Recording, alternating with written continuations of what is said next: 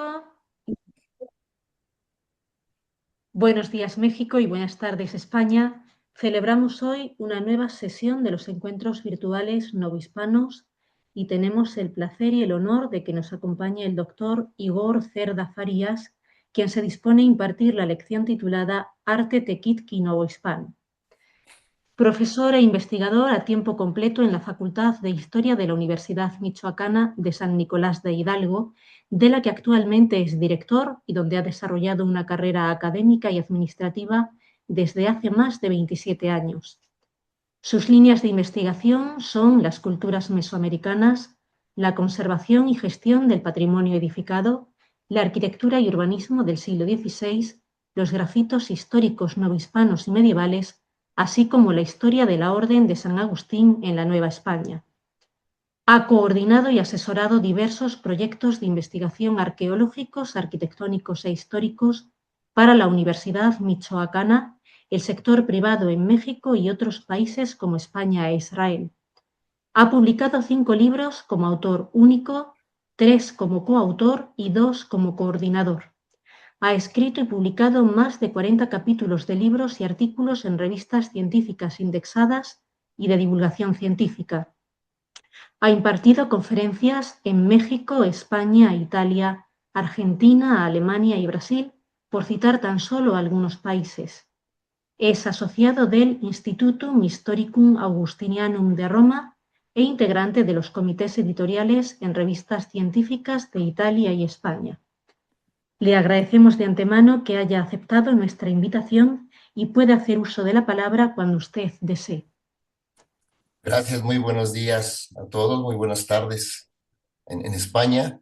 Pues primero que nada quiero agradecerles la oportunidad de participar en este encuentro de arte novohispano en un tema que es muy interesante, que es el arte indocristiano tequitqui.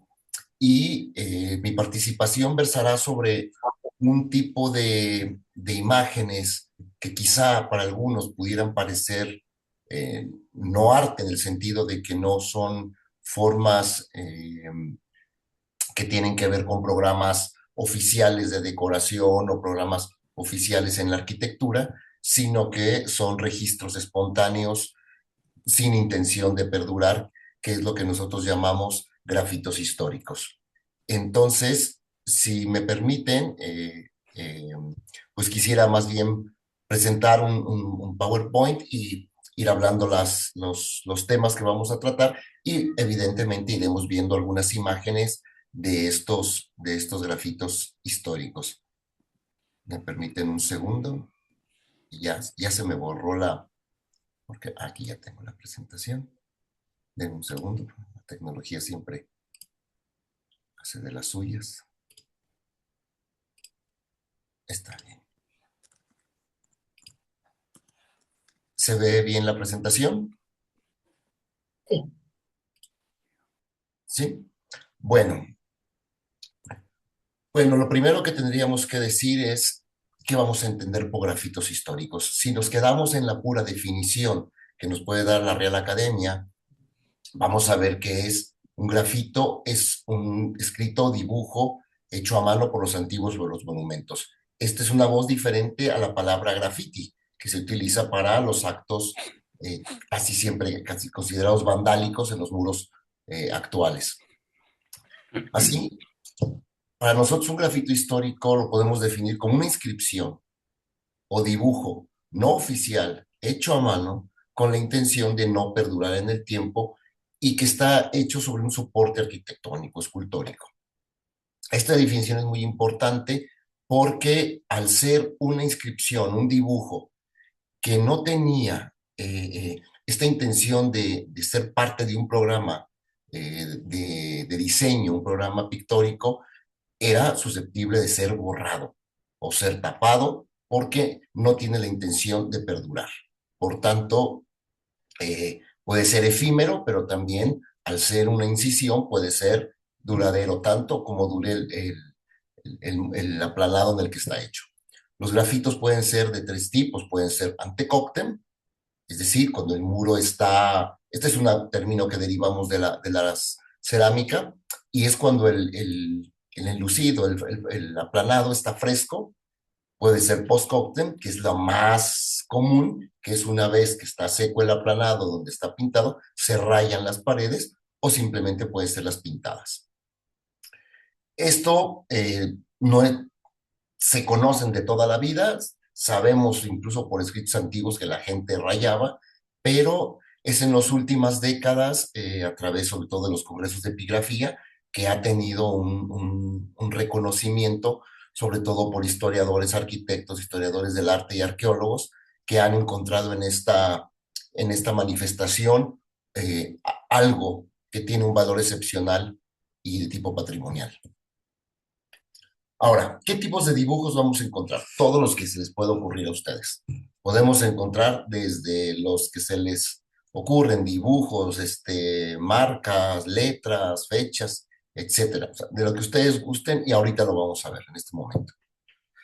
¿Dónde los podemos encontrar? En prácticamente cualquier lado, en el ámbito privado, en el ámbito público. Entonces quiere decir que es muy fácil que encontremos en palacios, en cárceles, en casas habitación, en un sinnúmero de lugares.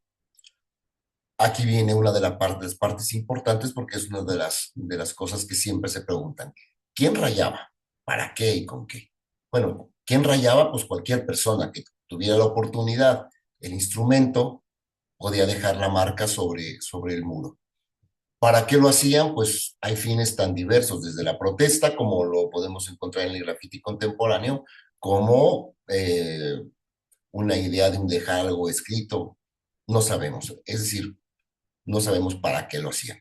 Los instrumentos más comunes, pues son punzones, carboncillos, pinturas, cosas así. ¿Desde cuándo podemos encontrar grafitos? Bueno, pues si consideramos que estas pintas que se hicieron en las cuevas, en numerosos abrigos rupestres y que el hombre tiene esta capacidad o esta necesidad de expresar una pintura, pues podríamos hablar de toda la vida. Si nos vamos al mundo antiguo, pues podemos encontrar grafitos en Egipto, en la Edad Media, en la Grecia clásica, en Roma, en todos lados vamos a encontrar estas manifestaciones. Ahora, como todas las culturas siempre han hecho esto, pues esta actitud de estar dejando dibujos o algún otro tipo fuera de los márgenes oficiales puede considerarse como una actividad transgresora. Es decir, desde el momento en que alguien toma la decisión de alterar un muro, alterar una piedra, una escultura, lo que sea, bueno, pues entonces quedaría enmarcado en esto como una actividad transgresora. Decíamos que en dónde podemos encontrarlo, pues en todas, cualquier parte del mundo. Es muy, muy amplio el abanico de presencia de grafitos en todo el mundo. Aquí viene la parte importante. En el mundo mesoamericano, ¿había grafitos?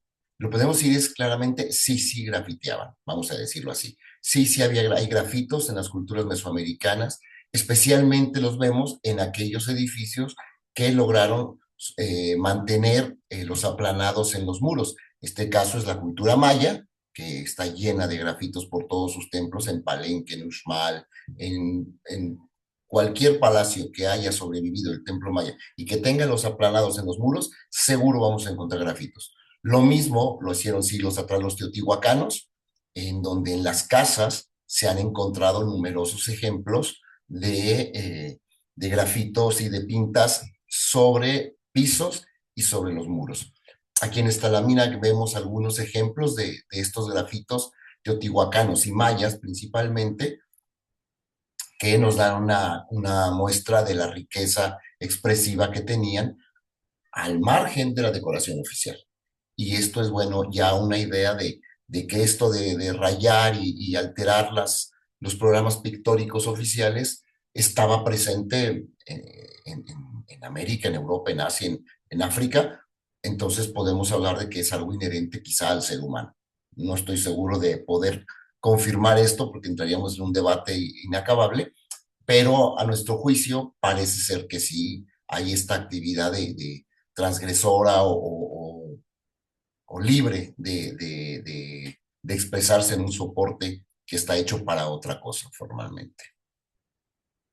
Pero bueno, teniendo un poquito clara cuáles son los márgenes o los que nos vamos a mover para definir y para hablar, eh, yo les voy a hablar de esto que creemos que forma parte del arte indocristiano, del arte tequitqui, que son los grafitos históricos novohispanos. Y quisiera que comenzáramos entonces a un poco a dar el panorama de dónde estamos y cómo los vemos.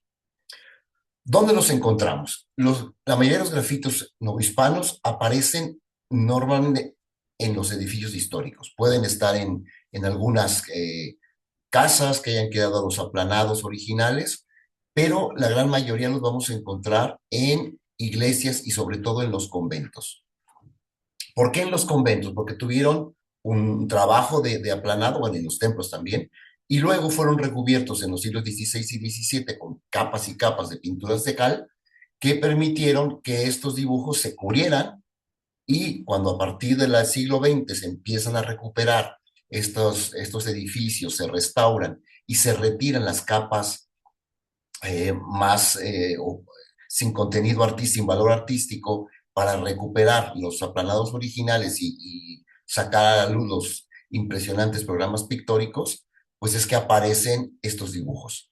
Estos dibujos no recibieron durante décadas la atención, no sabemos por qué. Yo comenté con un amigo mío, un colega mío, que fue responsable de, de integrar el expediente para la UNESCO de los monasterios del Popocatépetl y me dijo, oye, yo nunca los vi, ¿cómo es que los viste?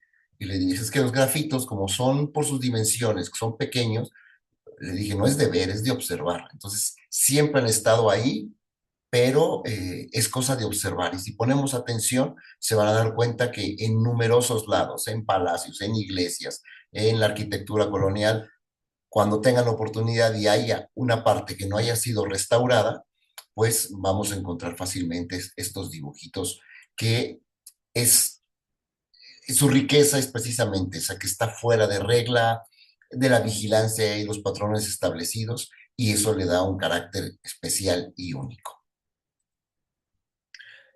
Como yo les decía, hay un montón de dibujos de lo que podemos encontrar que es imposible elaborar cada tipología. Nosotros, a lo largo de muchos años, hemos estado analizando, estudiando, registrando grafitos y hemos llegado a la conclusión de que podemos incluirlos hasta en 10 categorías, que son antropomorfos, arquitectónicos, contadores, escenas, fitomorfos, geométricos, descripciones, simbólicos, amorfos y diversos. En diversos, pues caben todos los que no caben en estas categorías. Y los vamos a ver un poco a continuación. Los antropomorfos son personajes que están representados, normalmente están incisos o pintados, y dada la naturaleza del soporte, las representaciones a veces no son tan realistas como quisiéramos y por el tipo de trazo suelen tener trazos rectos, ¿sí? Insisto, los grafitos no son grandes, son siempre pequeños, van desde los pocos centímetros, 2 o 3 centímetros, y lo máximo que podemos encontrar, y es muy raro, estamos hablando de 30 centímetros. Entonces son pequeños en su gran mayoría. Entonces, los grafitos tienen esta particularidad. Ahora, elegí esta imagen para hablar de los antropomorfos y para también que vieran un poquito cómo es que se nos presentan en un muro. Esta es una foto de un muro en el convento franciscano de Sinsunzan, aquí en Michoacán, y como vemos, los grafitos son una línea, un dibujo a la que se le sobreimpone otro dibujo y otro dibujo y otro dibujo. Inclusive, si ven en la parte inferior derecha, van a encontrar que ahí hay una partitura musical. Esto obviamente es un registro excepcional porque el grafitos funcionan nos presentan como un palimpsesto, donde una capa tras capa, dibujo tras dibujo, se sobreponían porque a nadie le importaba rayar el dibujo del que estaba arriba porque no tenían intenciones de durar. Afortunadamente, pues cuando sobreviven y cuando se conservan, pues tenemos estas muestras tan importantes, que los vamos a ver un poco más adelante. Aquí tenemos otros casos de grafitos antropomorfos. Como pueden ver, eh, tiene mucho que ver la mano de quien lo ejecuta y tiene que ver mucho el soporte, o sea, el tipo, aunque son aplanados de cal, hay unos por la composición de la cal más dura el aplanado y otros son más suaves. Entonces, esto permite que un punzón pueda deslizarse con mayor facilidad.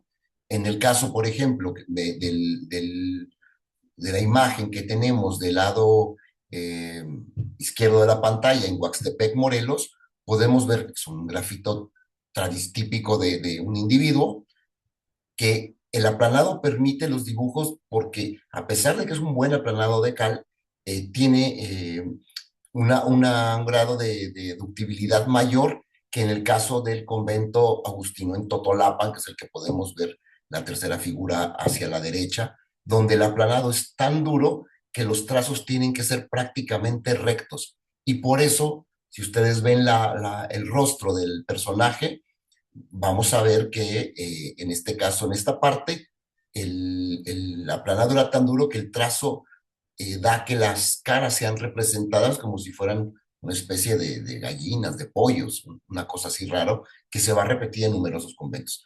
En otra parte del propio convento vemos que de ese mismo convento de Totolapan, que es la parte central, en la parte inferior, van a ver que en ese mismo convento de Totolapan el aplanado es más suave y permite trazos circulares, trazos menos regulares y permite hacer otro tipo de dibujos.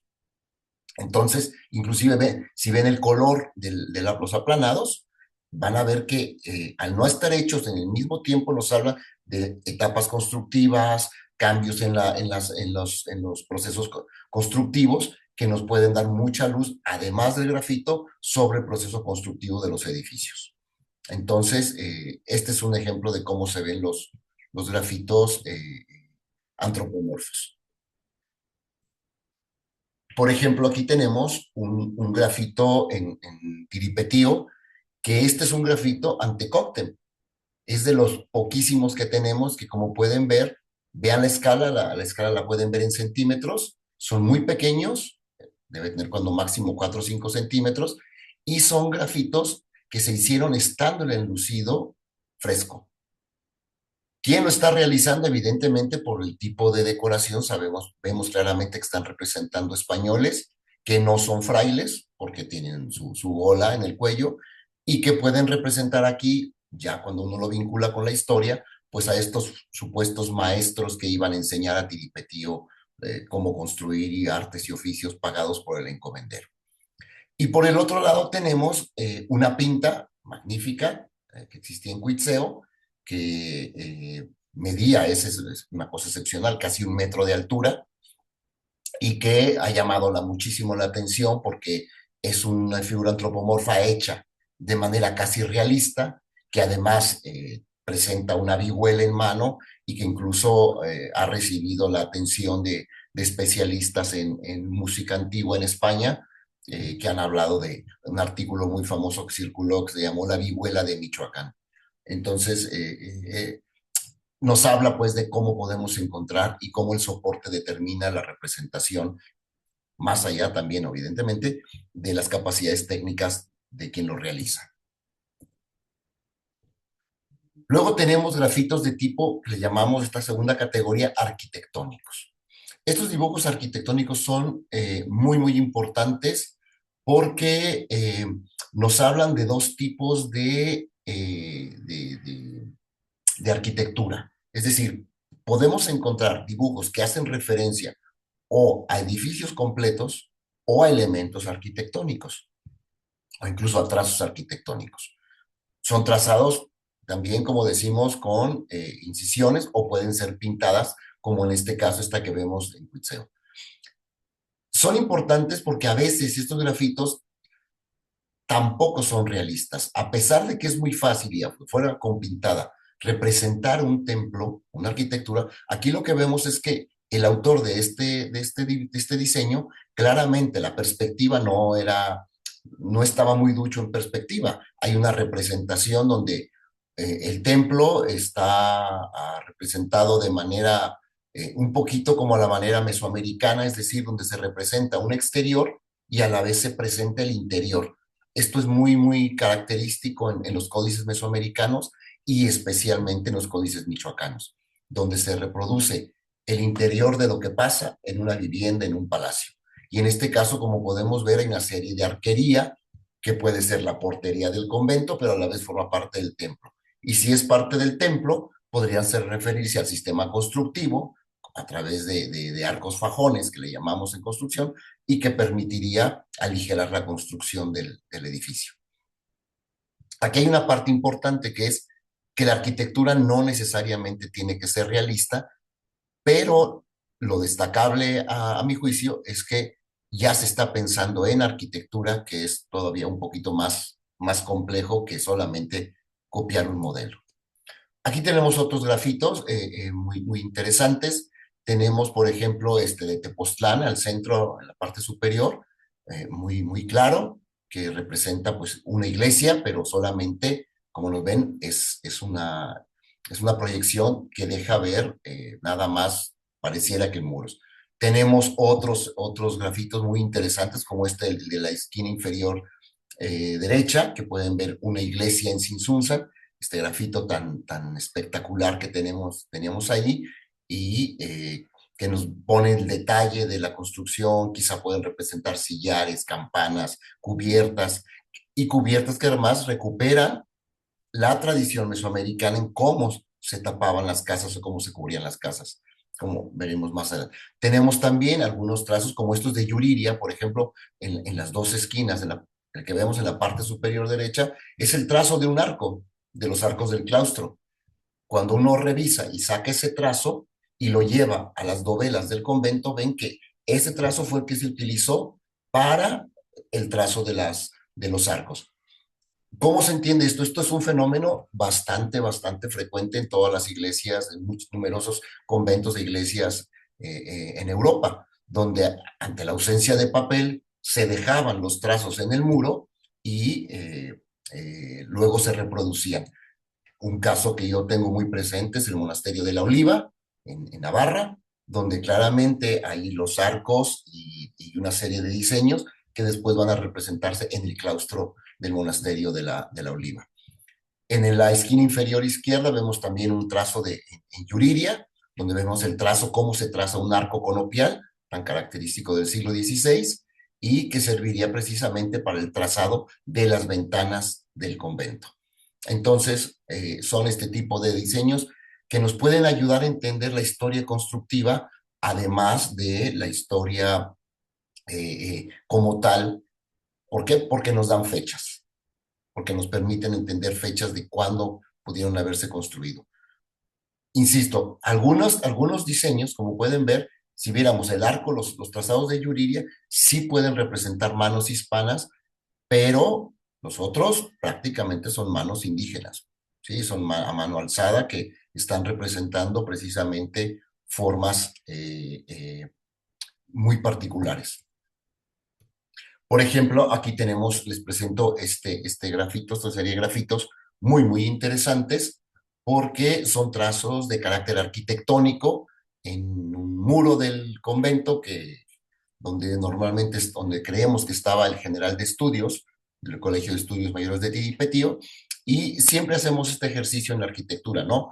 Como la arquitectura se hace a mano alzada, como podemos ver, hay una serie de trazos irregulares, pero como decía yo hace unos minutos, lo importante es pensar la arquitectura. Entonces, si utilizamos este mismo diseño y lo proyectamos en un trazo de diseño, en un programa como AutoCAD, podemos verlo en la imagen del lado derecho y se darán cuenta ustedes que lo que se está pensando es una arquitectura que no es necesariamente real, es una arquitectura imaginada, pero que está pensando en la arquitectura. Ya podemos ver estos cuerpos de torres, estas imágenes, arcos conopiales, arcos, sucesiones de arcos.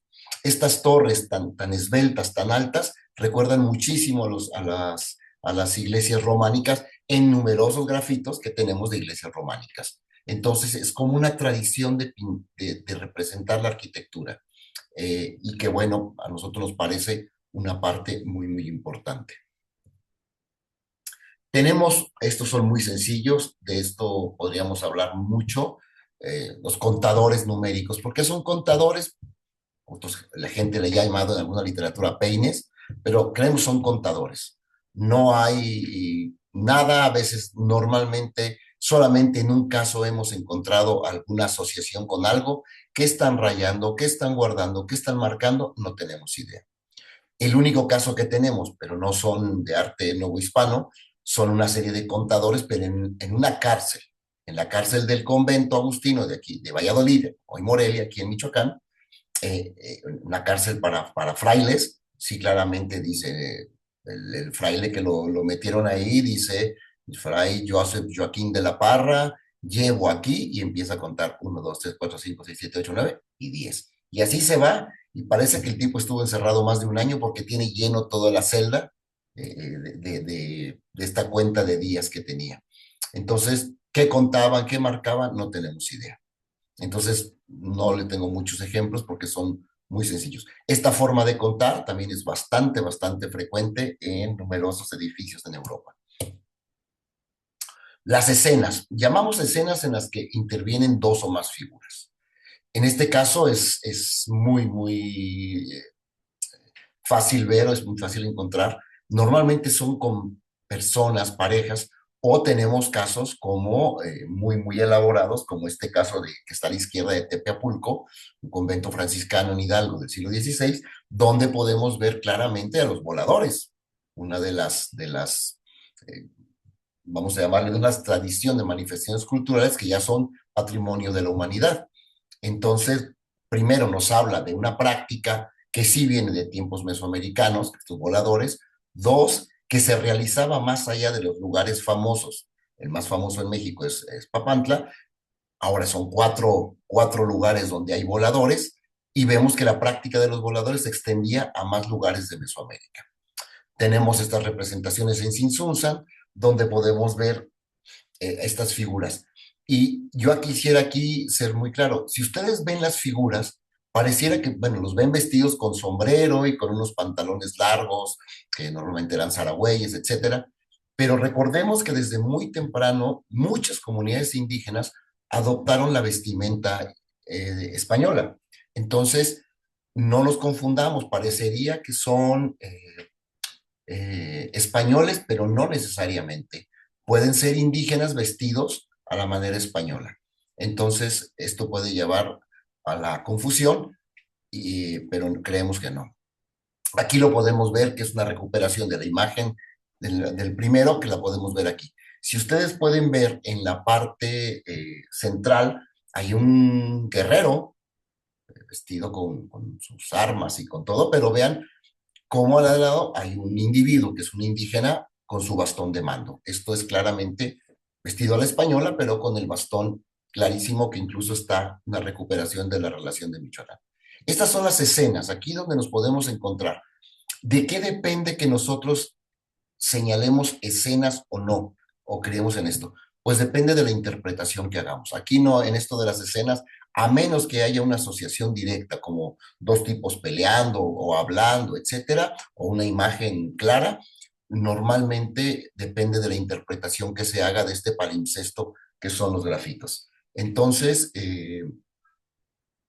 yo podría señalar que aquí hay una escena, si analizamos en la parte media abajo, junto a la izquierda de las partituras musicales, y podemos ver que hay un indio, clarito, disparando una flecha. Vean, incluso tiene una especie de el cabello hirsuto y tiene su arco y su flecha, y tiene enfrente ahí sí es un español, que tiene una espada en la mano y que está levantando las manos. Estas dos figuras sí las consideramos una escena y evidentemente es motivo de análisis porque da para muchísima interpretación todo este debate de por qué representar un clima de violencia entre indios vestidos a la manera de casi desnuda contra españoles. Si lo enmarcamos que este convento es finales del siglo XVI y que estamos en lo más álgido de la guerra chichimeca, pues entonces podamos estar representando y tengamos imágenes que alguien quiera resguardar de quizá de cómo eran estos guerreros en la parte el septentrión hispano. Hay motivos vegetales o fitomorfos que son bastante recurrentes. Hay muchas imágenes de flores, de plantas, que históricamente tienen un valor importante. Todo mundo conocemos el Códice Badiano como una fuente fundamental para la investigación botánica, biológica. Conocemos la descripción que hizo el doctor Hernández en 1560s, 80s de la Nueva España, de las plantas medicinales. Tenemos muchas representaciones vegetales en conventos, en la arquitectura, en las fachadas, en pintura mural, pero no hemos puesto atención a que hay representaciones también en los grafitos y que tienen muchísimo que ver y que podrían aportar muchísima información a todo esto de cómo era la flora en la Nueva España en aquellas épocas. Los hay, como les digo, de todo tamaño. Pueden ver el de la parte superior a la izquierda, que está en tiripetío, es un grafito antecoctem y pueden verlo como es muy, muy pequeño. La escala que está ahí es en centímetros. Entonces estamos hablando de un grafito que tiene 5 centímetros, cuando mucho, de ancho y unos 3,5 de alto. Entonces, ¿por qué están dejando? Aquí es un tema. Si van a dejar el diseño de algo, ¿por qué dejarlo tan pequeño? Para que no los vean. ¿Quién lo está haciendo? Un indio que está aplanando y están colocando ellos el aplanado y luego van y dejan una huella. Puede ser que estén dejando una marca personal. Recordemos que muchos apellidos indígenas eran de animales o plantas. No lo sabemos, no lo sabemos. Lo mismo en Epazoyuca, en el grafito que está al centro abajo, pueden verlo, es un grafito también antecoctem que nos permite ver que algo están dejando desde muy temprano. Vemos también del lado derecho una flor en el convento de Ucareo, que es un poquito más grande, pero no más allá, no más de 8 centímetros. Y del lado izquierdo van a ver una representación de una roseta que es de lo más común desde tiempos clásicos en Grecia y Roma. Esta roseta que se traza con un compás, pero que nos habla de que es una decoración sumamente extendida en todo el contexto cristiano de la antigüedad, de Edad Media, y que se continúa a lo largo de la historia de la iglesia. Entonces, estas plantas, estos elementos de flores son muy, muy importantes. Aquí vemos otras plantas que también, como les digo, como se ve claro, servirían mucho. La verdad es que nunca no me he puesto a trabajar en identificar, no soy botánico, por eso aquí la importancia de que participe mucha gente experta, porque la información que proveen estos grafitos es gigantesca. Otra clasificación son los grafitos geométricos, que como pueden ver, pues son exactamente eso. Son formas que se trazan normalmente con un compás y tienen, no sabemos qué asociación, con excepción de la de imagen del lado derecho, que claramente vemos que es un alquerque, este juego de origen árabe, que pasó a América a través de España. Pues nada más, ¿no? ¿Para qué son? Pues no tenemos idea muy clara para qué sean. Aquí están estos grafitos, estas rosetas, que es un ejercicio de trazo, o estos trazos circulares con un compás hechos en el convento de Sinsunzan. No tenemos mucha más información que pudiéramos decir, porque cada grafito requeriría una interpretación particular. Las inscripciones, estas son muy, muy importantes porque son textos que pueden hacer referencia a todo. Los encontramos tanto en español como en los idiomas indígenas. Por ejemplo, podemos tener nombres, como en este caso de Fray Cosma Rengel, que le dice claro, 10 de noviembre de 1638 años. Entonces, si yo les contara quién es Fray Cosme Rengel, les puedo decir que es un escritor relativamente conocido en la provincia, que tenemos su acta de profesión en el primer libro de profesiones del convento de Valladolid, y que su firma, como la ven en el grafito, es bastante parecida a con la que firmaba los documentos. Podemos ver que también hay en Tarasco, como pueden ver en esta inscripción en Yuriria, podemos ver que hay otras cosas raras, letras que están ahí, como la Sinsuda, o fechas que son muy, muy importantes. Esta de 1599 en Cuitzeo, o por ejemplo, una que es muy difícil sacar la fecha está en una pintura, pero nos pone 18 de mayo de 1578. Y uno diría, ¿por qué es importante saber la fecha de tal cosa? Bueno, porque solamente las informaciones nos dicen que en algún momento de finales del 16 se cubrió de bóveda el convento de Cuitzeo. Entonces, si tengo una fecha de 1578, quiere decir que esa ya es una fecha cuando ya estaba cubierto de bóveda el convento, porque no iban a poner un aplanado y luego echar una bóveda. Se echa la bóveda, como en cualquier casa ahorita, colamos una losa y luego ya ponemos los aplanados en los muros. Exactamente eso. Entonces, nos sirve para fijar fechas y nos sirve para fijar momentos constructivos. Entonces, la información que nos dan las inscripciones es grandísima. Tenemos fechas como este en Ucareo o este en Tiripetío, vean, muy, muy pequeñito, es el grafito más antiguo que tenemos para Michoacán, 1556, el convento es de 1537 al 40, entonces clarísima la podemos ver, o tenemos inscripciones de tipo apotropaico, que son estas invocaciones para alejar los malos espíritus o para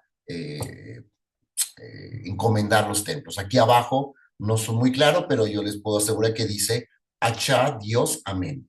Achá en tarasco significa Señor. Entonces sería como Señor Dios, amén. Entonces, y vean la escala. Entonces, tenemos de este tipo de inscripciones, también son bastante frecuentes en otros lados. Tenemos grafitos de tipo simbólicos que suelen representar como un cordero parece ser o otras imágenes. No sabemos qué representan, como en este caso el que vemos desde la derecha de Huaxtepec. Es muy, muy complicado leerlo porque parecería un signo, parecería un escudo, parecería algo simbolizan, pero no tenemos mayores idea de qué pueden ser este tipo de casos. Tenemos, por ejemplo, estos simbólicos como esta imagen de un Cristo, de una resurrección, un Cristo resucitado, muy, muy interesante porque por un lado mezcla la imagen de un Cristo resucitado en esta actitud de bendecir y con un mundo en la mano que recuerda más a un Cristo Pantocrator. Entonces, son estas mezclas del arte popular que están representando, que están copiando de grabados. En este caso estamos seguros, está en el antecoro del convento de Sinsunza, donde estaban los otros grafitos de los indios atacándose y eso. Entonces es muy, muy interesante. Lo más probable es que sean hechos por manos indígenas. Tenemos estas cosas raras como esta especie de suástica muy pequeñita, de acaso 2 centímetros y medio, que está en Tiripetío. Tenemos otra igual en Cuitzeo y estas imágenes simbólicas en un careo, pues el corazón de San Agustín en un convento agustino. Nada, nada extraño. Representaciones de animales o morfos, que también son muy importantes desde el punto de vista de la biología y de la ecología, porque nos remiten a la fauna local en las comunidades donde están esos conventos. Aquí vemos por ejemplo unas aves que recuerdan mucho a las garzas en Cuitzeo, que claramente pues, es un lago y que podrían estar en relación. También vemos en Cuitzeo claramente un coyote, en Huaxtepec, en Morelos, vemos ahí unas aves y cosas así. Entonces, las representaciones de animales también darían pie a muchísima información de otro tipo. Felinos, como en el caso este que vemos en Tiripetío, claramente hay un felino, puede ser un jaguar, un puma. En Cirosto, también aquí en Michoacán, en la sierra, ven como un búho, unas palomas o incluso ya animales muy característicos en los pueblos de indios, como este en Totolapan, que son las mulas. Recordemos que los indios no tienen permiso de montar a caballo, pero sí jacas o mulas. Entonces puede estar representada. Tenemos seres rarísimos, llamamos ahí fantásticos, porque hay muchas representaciones de figuras que no sabemos, que más bien creemos que pueden estar vinculados a la tradición mesoamericana. En este caso vemos el de Huaxtepec, que es rarísimo. Se ve claramente que es una especie de demonio ahí, que lo tiene amarrado desde el cuello y que no sé qué tipo de leyenda habría que ver, pero ahí está. Y en el caso de Sin Susan, hay esta figura que más bien recuerda un guerrero chichimeca, pero tiene un cuerpo que se le continúa como si fuera una especie de sirena. No tengo idea qué pudiera ser, pero son estos. Sí. Y luego tenemos grafitos que no tenemos mucha idea qué pueden ser, que pueden interpretarse de muchas maneras, pero claramente representaban algo para los que realizaban estos, ¿no? Como este que vemos en Huaxtepec o en este de Tepoztlán en el estado de Morelos. Y les presento muy rápidamente el único grafito erótico que hemos encontrado en los no sé cuántos conventos he recorrido la Nueva España, en Atatlaucan, en la parte alta de la portería, está como casi 3 metros de alto, o sea, está es muy, muy escondido y es pequeñito, vean, bueno, no tan pequeñito, pero está hasta arriba, entonces hay que subir una escalera para poder tomar la foto, pero es el único que tenemos cuando sabemos que en Europa los grafitos eróticos son bastante, bastante comunes, no así en el caso mesoamericano, ni en el caso novohispano. Pero regresando al tema de la autoría y la intención. Nosotros, yo sostengo personalmente, hay otros compañeros que no, que la mayoría de los grafitos están realizados por indígenas. Por eso creo que pueden caber perfectamente dentro del concepto de arte indocristiano o arte tequitqui. ¿Sí? Ahora, pensar que porque están en un edificio, en un antiguo monasterio, convento, ya se los podemos atribuir a los españoles, yo creo que no. La vida dentro de los conventos novohispanos es mucho más intensa de lo que se puede suponer. Los frailes, siempre uno, dos, tres, andaban fuera la mayor parte del tiempo y los que estaban dentro eran los indios. Quizá la mejor prueba de estos espacios es una moderación que se da en el año de 1555, cuando el virrey Luis de Velasco pasa por el convento agustino de Ucareo y hay una queja ahí de los indios, de que trabajan mucho para los frailes, y el virrey Antonio de Mendoza establece una moderación y limita a 40 el número de indios de servicio en el convento, sin contar albañiles, sin contar los que le llevaban comida, los que les hacían los servicios. Esto es solamente para que mantengan limpio el templo, les hagan la comida, les hagan los hábitos, todo, todo. Entonces, si pensamos que en Ucareo normalmente había dos frailes y que tenían que atender tanto la cabecera como los numerosos pueblos de visita, pues tenemos que los frailes casi no estaban en estos edificios y sí los indios que tenían una vida muy intensa. Entonces, este es uno de los elementos documentales que nos permiten saber que quien estaba dentro, y obviamente quien podía rayar, inclusive sin que los vieran, pues eran los propios indígenas. Y respecto a la autoría, pues, ¿qué los impulsaba a hacerlo? Hay N razones que los pudiéramos identificar, ¿no? Yo he detectado hasta 15 razones de por qué rayamos. Entonces, yo aquí les traigo muy poquitas, y si solo digo, hay algunas cosas, por ejemplo, más típica como dejar constancia de quién estuvo.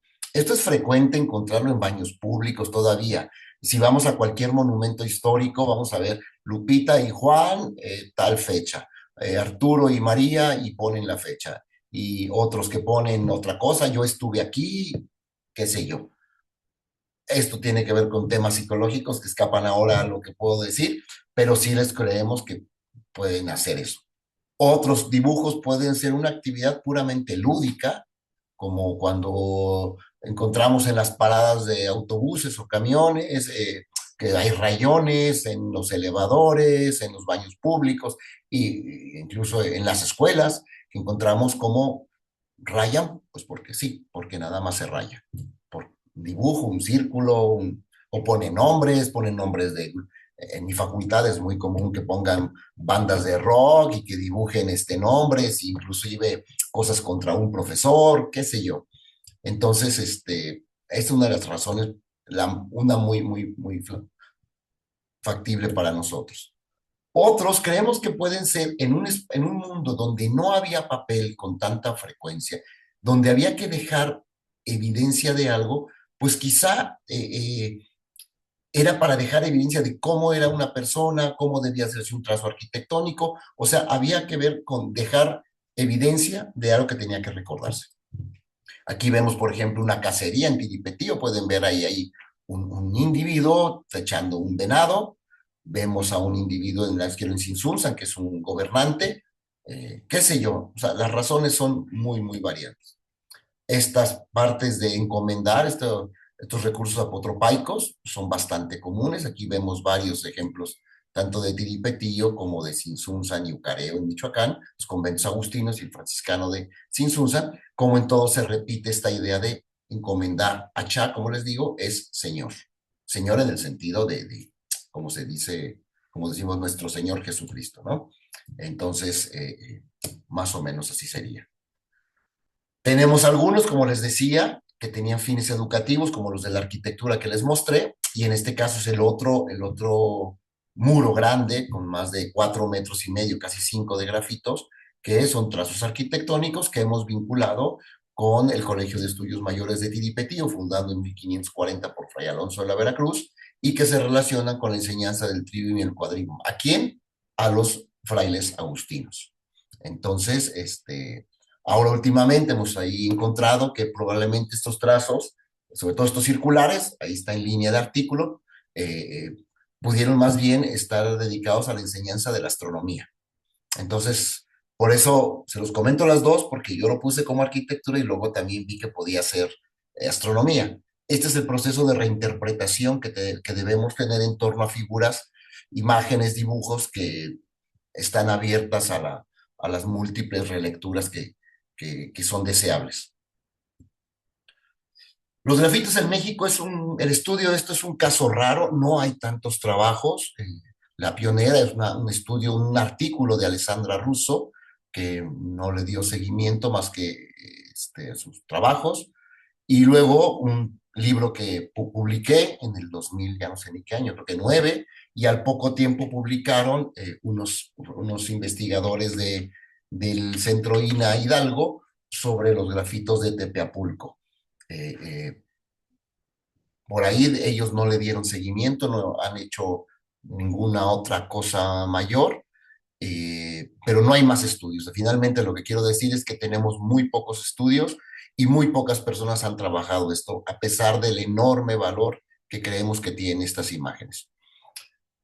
Lamentablemente, donde más trabajo y donde más importancia le han dado a los grafitos no hispanos, pues son algunos colegas españoles, sobre todo de la Universidad de Rey Juan Carlos, que han sido pioneros en organizar un grupo que se llama Historical Graffiti, que hemos trabajado con ellos durante mucho tiempo y que, bueno, ya hay numerosas publicaciones al respecto, ¿no? Incluso periódicos como el ABC o el Diario de Navarra, pues le han dado publicidad a algunos de estos grafitos novohispanos, o como ven ustedes abajo a la derecha, ahí la revista Historia de National Geographic también le dio difusión a los grafitos de Tiripetío.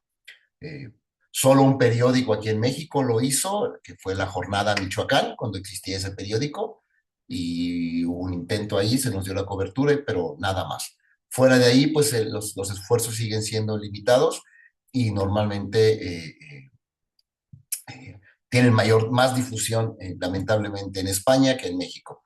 Pero bueno, así funciona este asunto. Bueno, ¿qué sigue? Yo creo que es que hay que seguir impulsando desde la academia voces que ayudan a conservar este tipo de manifestación histórico-artística. Su ámbito de protección es muy limitado. Contamos con una ley federal de monumentos, pero es inoperante porque no protege nada. Las cartas de Ecomos, en ninguna se habla del patrimonio edificado de los edificios, pero de respetar su autenticidad, etcétera, pero no tienen ningún ámbito de protección. ¿Qué es lo que sucede entonces? Que los grafitos casi siempre están en grave riesgo de desaparecer, ya sea porque se desconoce el valor patrimonial, ¿sí? Y por tanto se ignoran, y en ocasiones, y hay que decirlo, lamentablemente, por actuaciones de restauradores profesionales que borran cualquier manifestación de grafitos, a pesar del enorme valor que revisten. Aquí les quiero poner unos pocos ejemplos. Este que ven ustedes del lado izquierdo, que son un grafito del convento de Sinsunzan, fue destruido en más del 60%, a pesar de que lo habíamos registrado, a pesar de que había ya una publicación hecha sobre el valor de este grafito. En la última etapa de restauración del edificio, como era urgente terminar las obras, porque lo iba a inaugurar en el último año de su gobierno el expresidente Felipe Calderón, y además iban a llevar a la reina de Dinamarca, no les importó y fue más fácil quitarlo que restaurar, consolidarlo. Entonces lo perdimos. El que vemos del lado derecho, que es este grafito, que es esta pinta, que era la vihuela de Michoacán, fue borrado en el año 2006 por los restauradores, en todos los casos del Instituto Nacional de Antropología e Historia, borrado en el 2006. A pesar del inminente valor y a pesar de que, bueno, personalmente fui a pelearme con ellos para que no los borraran, explicándoles la naturaleza, la importancia de estas imágenes, fue borrado. Lo mismo, aquí no se pueden ver muy bien las fotos, pero pueden ver claramente estas imágenes, que había figuras, aves, arquitectura, había una cantidad de información en estas pintas y los borraron los restauradores en el año 2006. El argumento que me dieron fue, para nosotros eso es basura y basura llama basura.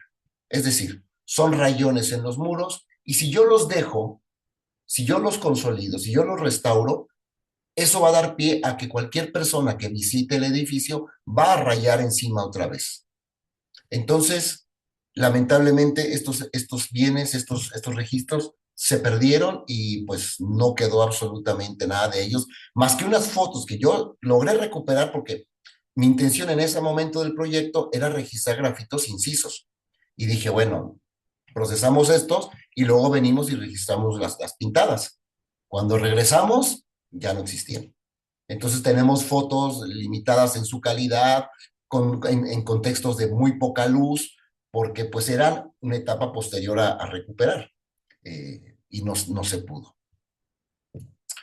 Finalmente, yo creo que los grafitos históricos son una expresión muy relevante, tanto por su originalidad como por ser un exponente de un arte elaborado tanto por españoles como por indígenas, que tiene su particularidad, es la frescura, el que salga de los cánones, el que no esté sujeto a la censura por parte de los religiosos, pues como que todo eso nos permite ver qué pensaba, qué expresaba la gente.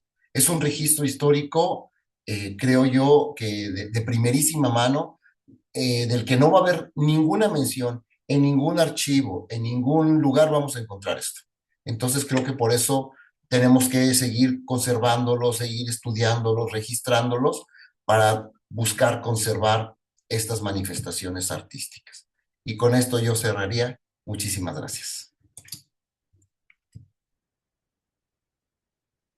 Muchísimas gracias a usted, doctor Igor Cerda. Desde luego, su disertación ha sido magnífica y en mi caso particular estoy contentísima de haber podido asistir a ella porque tengo gran interés por la manifestación del grafiti actual y esta forma de arte parietal que para mí era altamente desconocida me resulta realmente sugerente como un parámetro, un antecedente del fenómeno que yo estudio y que curiosamente, a pesar de la distancia cronológica, comparte muchísimos factores. Me ha parecido una disertación brillante, bien organizada, bien estructurada y creo que el resto de los asistentes van a tener una opinión totalmente coincidente con la mía. Muchísimas gracias. Gracias a usted.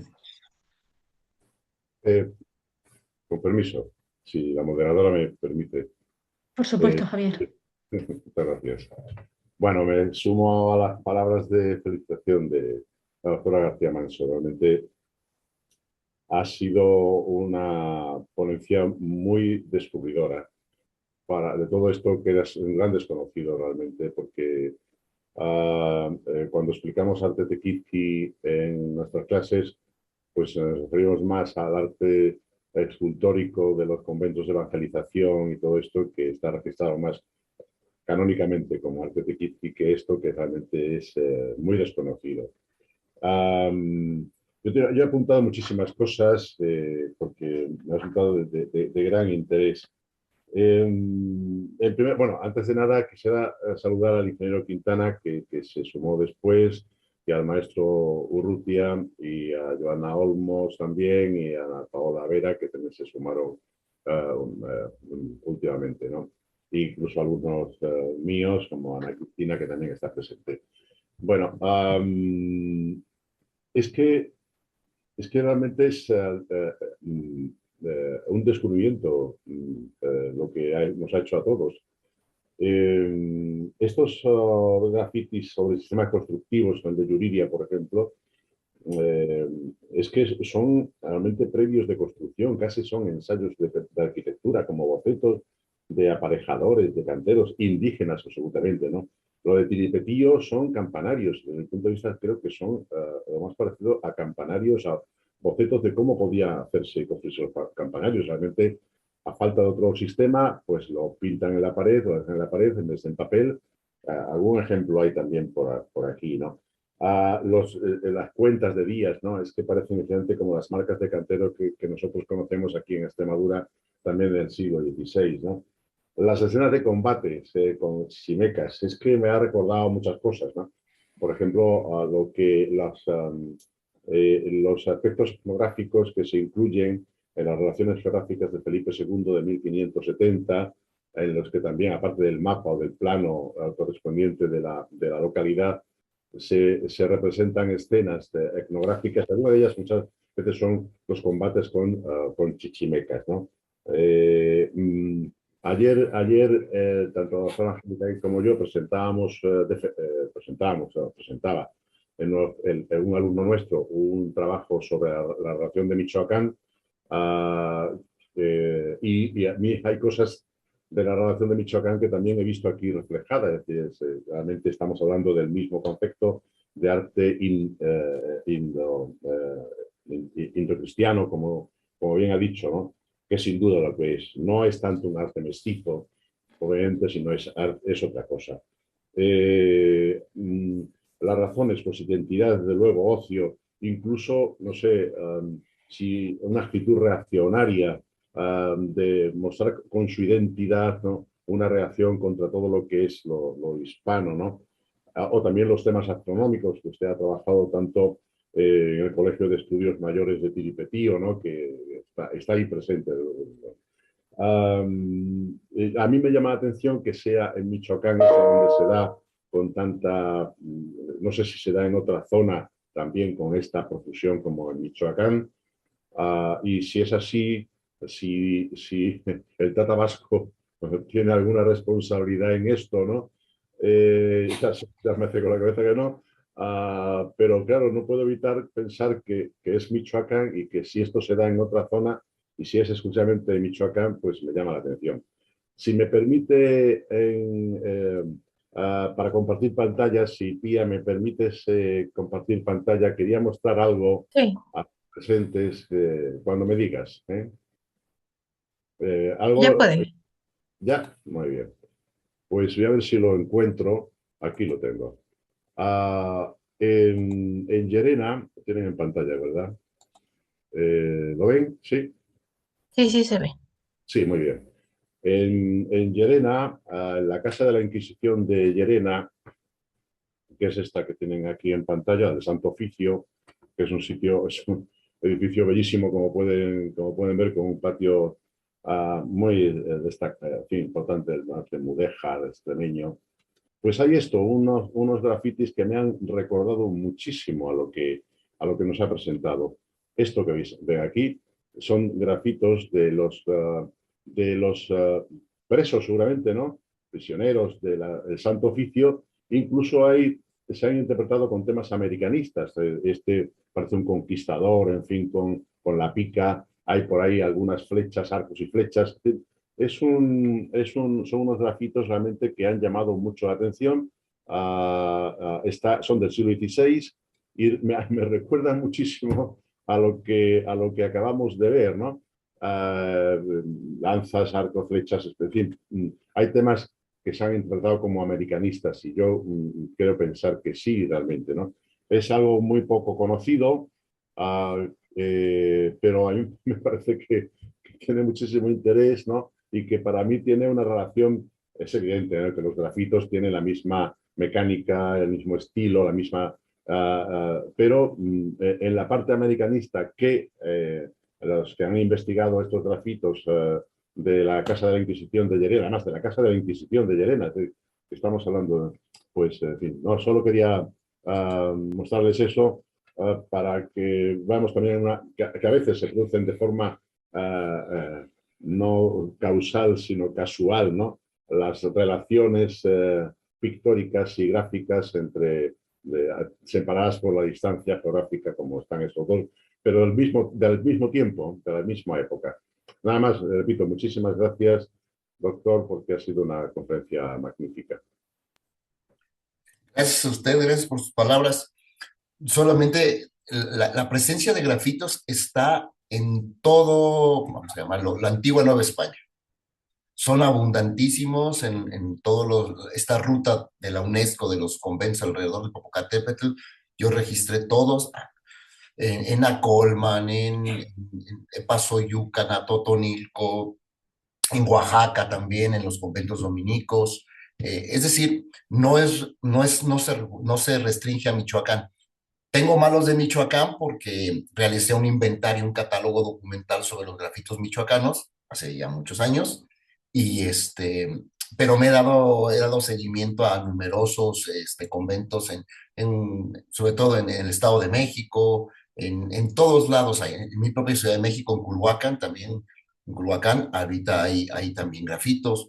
Es decir, que por todos lados donde sobrevivan, mientras no hayan pasado los restauradores, los pueden dejar bien. Por ejemplo, en el caso de Sinsunzan, que es sí, y esto quiero comentarlo porque puede servir de experiencia profesional. Se estaban restaurando a la par el convento de Sinsunzan y de Cuitzeo aquí en Michoacán. Y lo que yo hice fue me acerqué en ambos lados a buscar la protección de estos grafitos. En ambos casos participaba el gobierno federal y esta asociación que conocemos aquí como Adopta una Obra de Arte, que son estos particulares que participan en la conservación. En el caso de Cuitzeo, la parte, para variar aquí, están peleados, hay dos, Adopta una Obra de Arte. Los que estaban en Cuitzeo no les importó, yo hablé con ellos para que intercedieran en rescatar estas pintas que no fueran a borrar y no hubo poder humano. En el caso de Sinsunzan, hablé con la otra parte y hubo más sensibilidad, se logró negociar con ellos y sobre todo negociar en términos de técnica de restauración. Es decir, nos dijeron, nosotros tenemos que el muro, limpiarlo y tenemos que resanarlo, tenemos que recubrir todas las imperfecciones. Pero una cosa es eso y otra cosa es cómo se haga la restauración. Entonces hicimos unos ejercicios con los restauradores hasta lograr una pasta de cal casi transparente, que a la hora que se resanaba el grafito que estaba inciso y el que estaba pintado, no se cubría el muro, que es lo que pedían las autoridades, quedaba perfectamente aplanado, pero incluso esa permitía que se resaltara el grafito. Entonces eso nos permitió conservar en Sinsunzan cerca de 1,700 grafitos y en Cuitzeo perder casi 2,000 grafitos pintados. Entonces, esa es la riqueza que podemos encontrar en los edificios y como les digo, pues es porque yo estoy aquí en Michoacán, ¿no? Pero estoy seguro que hay conventos que están sin intervenir, que están todo por hacerse. En Puebla tenemos, en Huejotzingo, tienen un convento con numerosos grafitos que se van a perder. ¿Por qué? Porque no tienen protección. Aunque lo conserva el INAH, el Instituto Nacional de Antropología, pues ellos son juez y parte. A la hora que intervengan, ellos no rescatan esto y tienen un riesgo grandísimo, ¿no? En Tlayacapan también tienen importantes edificios y que se van a perder en el estado de Morelos. Es decir, que en todos lados podemos ser y por eso el riesgo y señalar esta urgencia que siempre hago de conservar. Muchísimas gracias, doctor. Gracias a usted.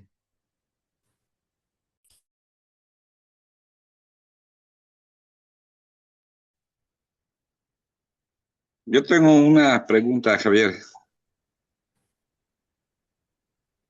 Adelante, adelante. Sí, bueno. Bueno, primero me uno a la felicitación y realmente pues es un aspecto al menos para mí, totalmente desconocido. Nos demuestra que el hombre sigue siendo, el ser humano sigue siendo el mismo ser humano hoy y antes. Y mi pregunta tiene que ver, a lo mejor saliendo un poco del tema novohispano, es si hay registro de este tipo de grafitis, de grafitos, pero prehispánicos. No sé si hay alguna información al respecto. Sí, sí, Ah, hay bastante históricos información. o perdón, No, perdón. genio, sí. Es que no entendí bien pero hispánicos he dicho o prehispánicos. Prehispánicos, prehispánicos. Bueno, tenemos como asistente a los encuentros al profesor García Mogollón, que imparte la asignatura de arte prehispánico y que podrá responder con más exactitud que lo que yo pueda decir. No sé si profesor Mogollón, García Mogollón. Sí, vamos a ver.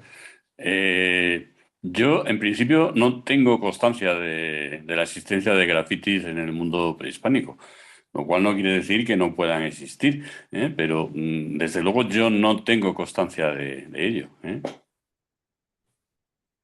Y desde luego la conferencia, la charla me ha interesado muchísimo porque, en fin, es algo que era para mí absolutamente desconocido. Conocía los grafitis de Llerena y poco más que hay en Extremadura, algunos de época muy posterior. Desgraciadamente, algunos perdidos, por ejemplo, en la torre de la Catedral de Coria, que eran muy interesantes, aunque eran de época napoleónica. Pero vamos, y poco más, ¿eh? Y luego, pues sí, las marcas de cantero y todo esto que son habituales en nuestras construcciones desde el siglo, sobre todo XVI en adelante. Pero vamos, ha sido una charla verdaderamente muy interesante y le felicito por ello. De todas formas, al principio de la charla puso unos dibujos prehispánicos, algunos de Teotihuacán. No sé si tienen relación con esa cuestión de los graffiti en época prehispánica. Brevemente, antes de la palabra al doctor.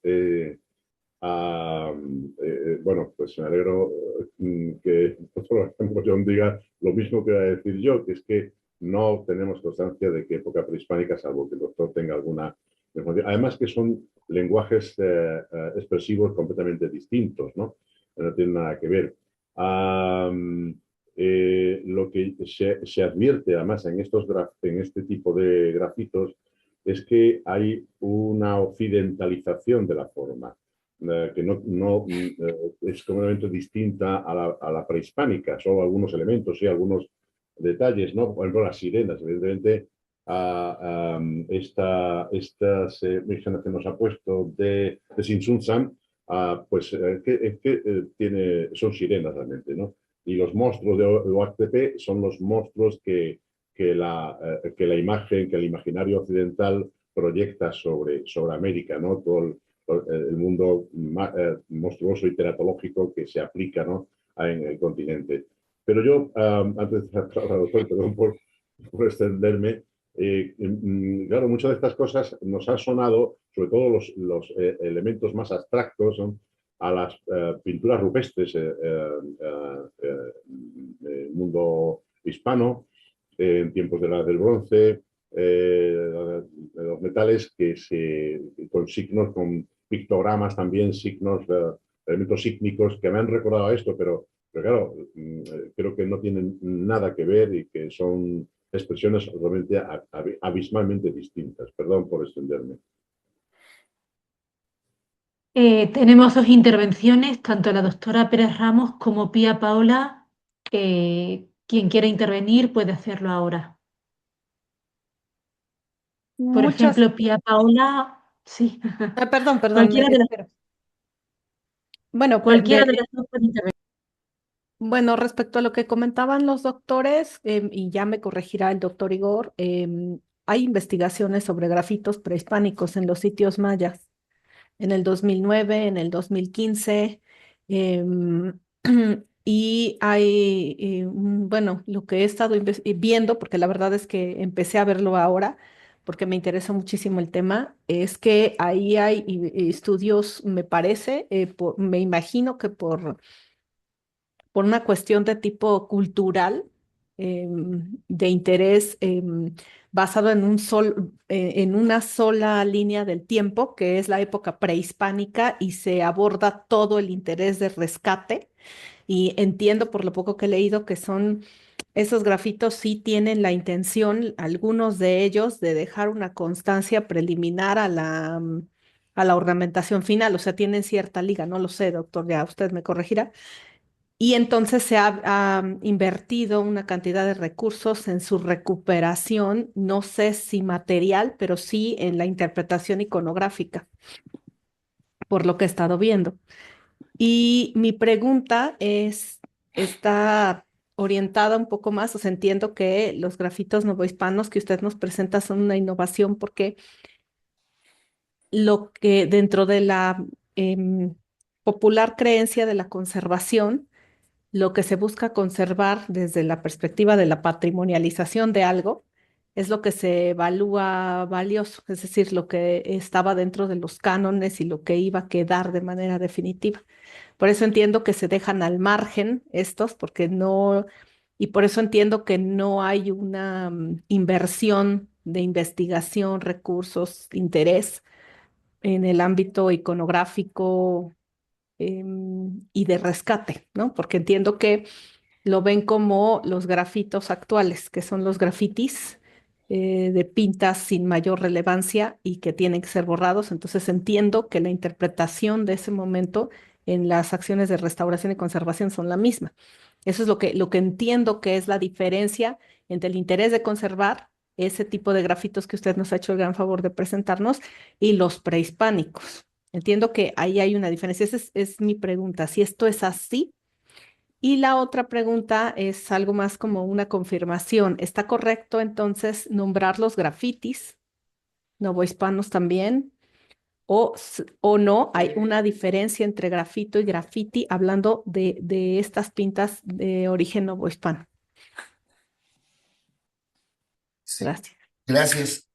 Y solamente comentar de estos grafitos en zona maya son clarísimos, yo los he visto personalmente en Tikal, los he visto en Palenque, y claramente forman están fuera de todo el margen porque no hay decoraciones, son estos muros que no tienen pintura y hay numerosas representaciones también, escalas pequeñas de estas figuras. Y sí hay muchísimos, pero de verdad yo los vi porque también yo los vi en literatura y hace unos años que fui a estos lugares pude registrarlos. Entonces sí, sí los hay de tipo, son prehispánicos y no forman parte de la decoración, porque normalmente los palacios mayas cuando van en pasillos y corredores no llevan pintura. Entonces simplemente están aplanados y ahí están los dibujitos. Entonces hay muchísima información. Yo registré como casi, por ahí tengo las fotos en algún lugar, más de 150 dibujitos ahí. Pero también hay literatura, gente que de la UNAM creo que ha trabajado también esto, y, y creo que ellos tienen menos riesgo de ser destruidos porque forman parte de un sitio arqueológico, de un monumento arqueológico que tiene otra connotación más bien política, ideológica en nuestro país, contra un grafito de tipo histórico novohispano que como está en un contexto de conventos, de iglesia, y entonces eh, tiene menos ámbito de protección, por eso el daño que tienen. Porque aún en edificios religiosos que administra el Instituto Nacional de Antropología, el interés es puramente turístico. Y cómo lo presentas, lo tienen que presentar de la manera más pulcra posible. Y eso es lo que facilita la destrucción de estas manifestaciones, sobre todo de las pintadas. Los que son incisiones, pues a veces los tapan, a veces los dejan. Si uno va, por ejemplo, a conventos como estos grandes edificios dominicos en Oaxaca, como Tepozcolula, eh, eh, prefirieron quitar todo el aplanado con chorro de arena y borraron, como ha ocurrido en numerosos edificios también en España, que han borrado catedrales completas de grafitos, y otras catedrales, por ejemplo, como la de Pamplona, que tiene una gran cantidad de grafitos, que nos deja ver que en estos claustros, mientras no le meten mano, se conservan en muchísimas manifestaciones. Y cuando empieza la restauración con fines de presentación de sitios, es parte de las corrientes de interpretación de sitios y monumentos, pues bueno, tenemos esta destrucción. Muchas gracias, doctor. A usted. Me indica nuestra amiga Pía Paola que no puede intervenir porque está en el campo y no tiene buena señal, pero antes de que abandonemos la sala, me gustaría que entraran en el chat a leer las indicaciones que ella ha aportado. Si no hay más intervenciones, la verdad es que me gustaría expresar lo felices que nos sentimos por haber tenido la oportunidad de compartir una charla como la que ha impartido el doctor Igor Cerda, y les emplazo a ustedes a volver a reunirnos el próximo viernes 28 de noviembre para escuchar la ponencia del doctor Abán Flores Morán. Y con un saludo cariñoso, en este caso desde España, nos despedimos hasta el próximo día. Muchísimas gracias a todos por asistir. Muchísimas gracias, Muy doctor. bien, muchas Gracias. gracias. Gracias a Vemos. ustedes. Gracias, doctor Igor. Gracias, felicidades, Gracias. gracias. Hasta luego a todos. Un abrazo.